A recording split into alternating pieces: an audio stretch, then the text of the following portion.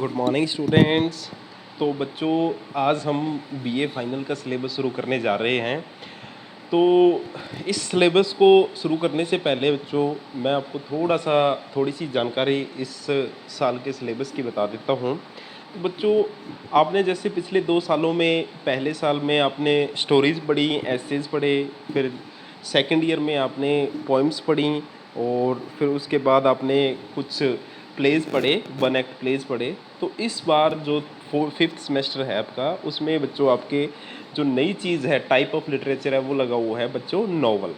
तो आपने इस साल नॉवल पढ़ना है। अब ये नॉवल होता क्या है उसके बारे में मैं बताऊंगा। तो इस साल आपके सिर्फ एक ही नॉवल लगा हुआ है, और उस नॉवल का नाम है कांथापुरा, और ये राजा राव नाम के इंडियन राइटर हैं, नॉवलिस्ट हैं, उन्होंने लिखा हुआ है। तो बच्चों, जहाँ तक बात नॉवल की होती है तो हिंदी में इसको उपन्यास बोलते हैं, और ये एक लॉन्ग स्टोरी होती है। अब स्टोरी तो आपको पता होगा, कहानी होती है जो फर्स्ट ईयर में आपने सेकंड सेमेस्टर में पढ़ी थी। तो कहानी तो छोटी सी होती है, 1 पेज, 1.5 पेज या 3 पेज की होती है, लेकिन ये जो नॉवल है ये एक लॉन्ग स्टोरी होती है, जिसमें बहुत सारे कैरेक्टर्स होते हैं, पात्र होते हैं, बहुत सारी और स्टोरीज़ होती हैं, बहुत सारे प्लॉट होते हैं। प्लॉट मतलब और बहुत सारी स्टोरीज़ का मिक्सचर होता है इसमें, और किसी पर्टिकुलर थीम, विषय के ऊपर ये लिखी जाती है। जैसे जो कांथापुरा है, ये फ्रीडम की थीम पे लिखा गया है। ऐसे ही बहुत सारी थीम्स हैं, होती हैं, जिनके ऊपर नॉवल है वो लिखा जाता है। तो बच्चों, इस साल आपके कांथापुरा नाम का जो नॉवल है उसकी शुरुआत करने जा रहे हैं हम आज से। आज हम इसके बारे में कुछ पढ़ेंगे, इसके राइटर के बारे में पढ़ेंगे कुछ, और धीरे धीरे इस नॉवल को ख़त्म करेंगे। तो जो आपकी स्क्रीन पे बच्चों आपको दिख रहा है, ये कांथापुरा नाम का जो नॉवल है उसकी फ्रंट तस्वीर है आपके सामने। यानी जब पहली बार ये छपा था तब इस प्रकार की जो फ़ोटो है उस नॉवल के फ्रंट पेज पे थी आपके। तो ये मैंने कहीं से आपके लिए अरेंज करी है बच्चों। तो सबसे पहले हम राजा राव के बारे में देख लेते हैं कि इनका क्या कंट्रीब्यूशन है इंडियन इंग्लिश लिटरेचर में। तो राजा राव हैं, ये 1908 को इनका बर्थ हुआ था, जन्म हुआ था, और इनकी डेथ 2006 में हुई थी। ये इंडियन इंग्लिश नॉवलिस्ट हैं और शॉर्ट स्टोरी राइटर हैं। अब ये इंडियन इंग्लिश नॉवलिस्ट का क्या मतलब है बच्चों, कि इंडिपेंडेंस से पहले, स्वतंत्रता से पहले और स्वतंत्रता के बाद कुछ इंडियन राइटर्स थे जो इंग्लिश लैंग्वेज में भी अपने जो लिटरेचर, अपना साहित्य है वो लिख रहे थे। और इंग्लिश लैंग्वेज में साहित्य लिखने का उनका मकसद क्या था, कि वो अपने जो मन की फीलिंग्स हैं वो एक ऐसी लैंग्वेज में हमारे इंडियंस के पास व्यक्त करना चाहते थे जो लैंग्वेज है प्रचलन में है। अब इंग्लिश में लिखने का क्या फ़ायदा था बच्चों, क्योंकि अंग्रेज़ों का हमारे ऊपर आधिपत्य था, वो हमारे ऊपर रूल कर रहे थे, उनके अधीन थे हम। तो हम क्या है, हिंदी में इतना अच्छा से अपने मन की फीलिंग्स को व्यक्त नहीं कर सकते थे। तो इन राइटर्स ने ये सोचा कि हम इंग्लिश में अपनी फीलिंग्स को व्यक्त करें, ताकि जो हमारी बात है वो अच्छे से भारतीय जनता के पास पहुंच सके। तो ये एक इंडियन इंग्लिश नॉवलिस्ट हैं, शॉर्ट स्टोरी राइटर हैं, यानी ये नॉवल भी लिखते हैं और शॉर्ट स्टोरीज भी लिखते हैं। One of the 3 pillars of Indian English novel. अब पिलर बच्चों क्या होता है, पिलर होता है स्तंभ। तो जो इंडियन इंग्लिश नॉवल है, यानी वो नॉवल जो इंडिया के राइटर लिख रहे थे इंग्लिश लैंग्वेज में, उसको डेवलप करने में राजा राव ने बहुत महत्वपूर्ण रोल अदा किया। अब डेवलप करने का क्या मतलब है, कि जो इंडिया का नॉवल है जो इंग्लिश लैंग्वेज में है, उसको शुरुआत करने में राजा राव का बहुत अहम रोल था। और राजा राव के साथ 2 और नॉवलिस्ट थे जिनका अहम रोल था। उन 2 नॉवलिस्ट का नाम है, द अदर 2 बीइंग्स आर के नारायण एंड मुल्कराज आनंद।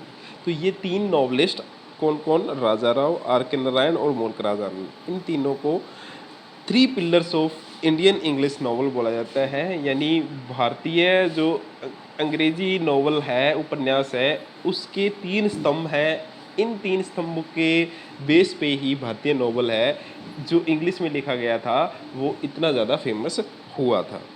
तो ये थोड़ा बहुत राजा राव के बारे में था। उसके बाद राजा राव हैं, उन्होंने साहित्य अकेडमी अवार्ड जीता 1964 में और पद्म भूषण अवार्ड जीता 1969 में। अब ये बच्चों साहित्य अकेडमी अवार्ड और पद्म भूषण अवार्ड क्या होते हैं, तो कला के क्षेत्र में दो प्रेस्टिजियस अवार्ड हैं, ये बहुत ही अच्छे अवार्ड हैं। ये अवार्ड केवल उन्हीं को दिए जाते हैं बच्चों जो जिन्होंने वास्तव में कुछ बहुत ज़बरदस्त लिखा है, अच्छा लिखा है। तो जो राजा राव हैं उनको साहित्य अकेडमी अवार्ड मिला 1964 में और पद्म भूषण अवार्ड मिला 1969 में। किसके लिए? फॉर हिज वर्क्स, यानी उनके जो नॉवेल्स हैं उनके लिए उनको ये दो अवार्ड हैं वो दिए गए। उसके बाद बच्चों his works are deeply rooted in metaphysics. अब ये क्या बात है बच्चों? मेटाफिजिक्स का मतलब होता है बच्चों कि फिजिकल जो एक्टिविटी है उनसे ऊपर उठ के कोई बात करना। मेटा का मतलब होता है से बियॉन्ड, किसी चीज़ से परे। फिजिक्स मतलब फिजिकल बॉडी। तो जो आध्यात्मिक बातें करते हैं, जैसे सूफी लोग होते हैं वो आध्यात्मिक गाने गाते हैं, आध्यात्मिक चीज़ें लिखते हैं, वैसे ही इनके जो वर्क्स हैं वो मेटाफिजिक्स से जुड़े हुए हैं। रूटेड का मतलब उनकी जो जड़ें हैं वो मेटाफिजिक्स में समाहित हैं और वो मेटाफिजिकल जो नॉवल है उनकी तरफ ज़्यादा लिखते हैं, मेटाफिजिकल नॉवेल्स हैं वो लिखते हैं।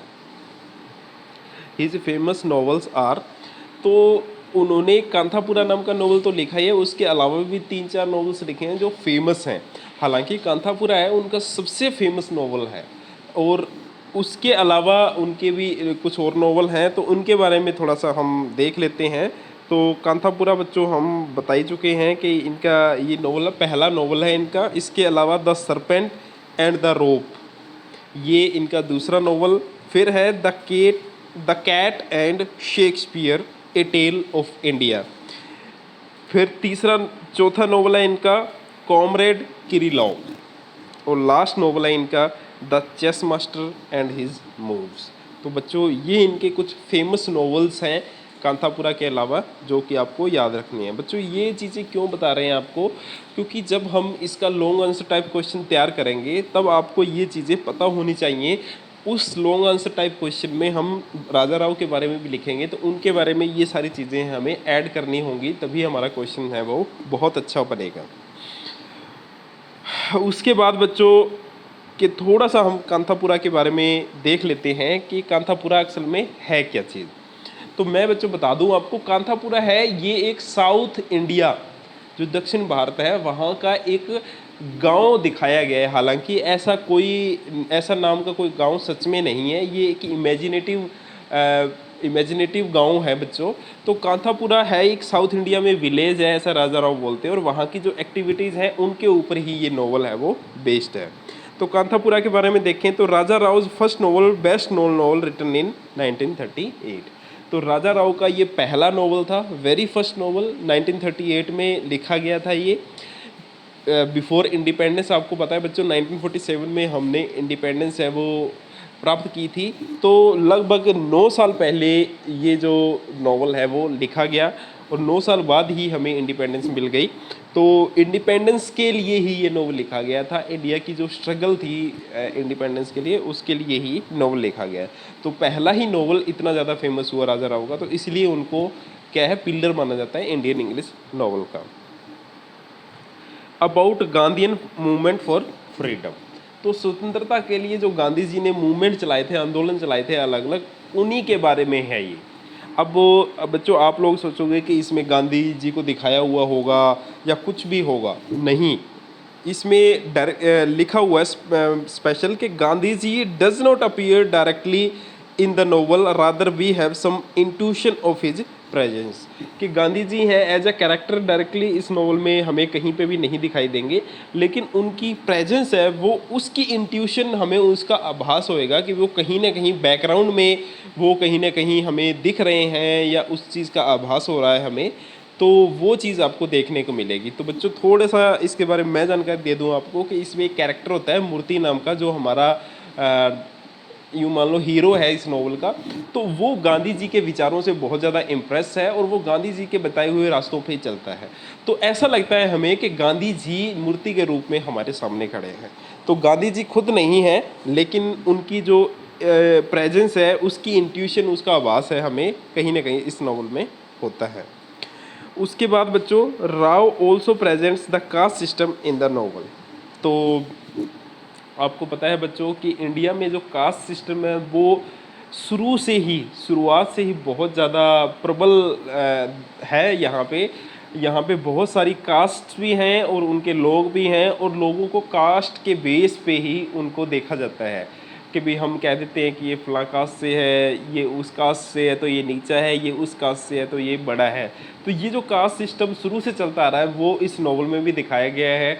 इस नॉवल में 4 मेजर कास्ट दिखाई गई है। ब्राह्मणों को बड़ा दिखाया गया है, कुछ नीची जात के लोग भी हैं तो उनको नीचा दिखाया गया है, और उनको ऐसा बताया गया है कि तुम लोग हमेशा नीचे ही रहोगे, तुम कभी ऊपर नहीं उठ सकते। तो जो कास्ट सिस्टम हमारे इंडिया में चला हुआ है उसके बारे में भी राजा राव ने इसमें डिस्कशन की है। फिर है इस नॉवल की बहुत ही इंपॉर्टेंट चीज़ कि Rao adopts the Indian style of storytelling. Achakka is the storyteller like our grandmother use to narrate us stories. अब बच्चों आपको याद होगा जब हमारा बचपन बीत रहा था तब हमारे ग्रैंड मदर हैं, हमारे दादाजी हैं, दादी जी हैं, हमारे नाना जी हैं, हमारे नानी जी हैं, हमें कहानियाँ सुनाया करते थे कि एक बार एक राजा होता था, उसकी 2 रानियाँ थीं, उसने ये किया। तो बच्चों वो जो स्टोरी टेलिंग का स्टाइल है, कहानी सुनाने का जो स्टाइल है, वही स्टोरी टेलिंग का जो स्टाइल है राजा राव ने इस नॉवल में अडॉप्ट किया है। इसमें क्या है, एक अचक्का, ये जो अचक्का नाम का वर्ड लिखा हुआ है, ये इस नाम की एक कैरेक्टर है, ओल्ड विमन है, वो एक बूढ़ी औरत है। वो हमें स्टोरी सुनाती है किस चीज़ की, कि ऐसे एक मूर्ति होता था और उसमें गांधी के दर्शन देखे जा सकते थे, वो गांधी के बताए हुए असूलों पे चलता था। तो कहने का मतलब इस स्टोरी को अचक्का नाम की जो बूढ़ी औरत है वो सुनाती है। और ये अचक्का का इंट्रोड्यूस करने का राजा राव का मकसद क्या था कि वो हमारे सामने हमारी जो दादी हैं, हमारी नानी हैं, दादा नाना, उनके जो स्टोरी टेलिंग का स्टाइल है वो हमारे सामने प्रेजेंट करना चाहते थे। वो ये चाहते थे कि इंडियन लोग जब इसको पढ़े तो उसमें इंडियननेस उन लोगों को ज़रूर दिखे, वो लोग ये अपने आप को इस स्टोरी से को रिलेट कर पाएँ और इस स्टोरी का एंजॉय कर पाएँ। बच्चों जब भी हम कोई मूवी देखने जाते हैं, कोई भी स्टोरी पढ़ते हैं, वो स्टोरी तब तक हम कोरिलेट नहीं कर सकते, उस स्टोरी के साथ हम तब तक कोरिलेट नहीं हो सकते जब तक उस स्टोरी में कुछ हमारे अपनेपन जैसा ना आए, यानी कुछ हमारी लाइफ से मिलता जुलता ना आए। तो ऐसे ही फिल्म में देखते हैं हम कि जब हमसे कोई मिलता जुलता उस फिल्म में आता है तो हम उसको अपने साथ अपनी लाइफ से जोड़ के देखते हैं। तो राइटर ने इस नॉवल को लिखने में यही कोशिश की है कि जो भी इंडियन लोग हैं वो जब इसको पढ़ें तो उन्हें ऐसा लगे कि वो अपने इंडिया की या किसी इंडिया के गांव की ही स्टोरी पढ़ रहे हैं। इसलिए उन्होंने स्टोरी टेलिंग का जो स्टाइल है वो क्या रखा है, जैसे हमारी ग्रैंड मदर हमें स्टोरी सुनाती थी वैसे ही अचक्का नाम की लेडीज़ के द्वारा ये जो स्टोरी है वो सुनाई गई है। तो बच्चों आज के लिए इतना ही। कांतापुरा की इंट्रोडक्शन में आपको इतना ही पता होना चाहिए। उसके बाद अब कल बच्चों हम कांतापुरा के जो कैरेक्टर्स हैं, उसमें जो पात्र हैं, उनके बारे में डिस्कशन करेंगे, और उसके बाद इसकी जो कहानी है, स्टोरी है नॉवल की, क्या है, फ्रीडम के लिए क्या क्या हमारे लोगों ने किया था, वो सब हम डिस्कस करेंगे। तो बच्चों आज के लिए इतना ही। Thank you very much.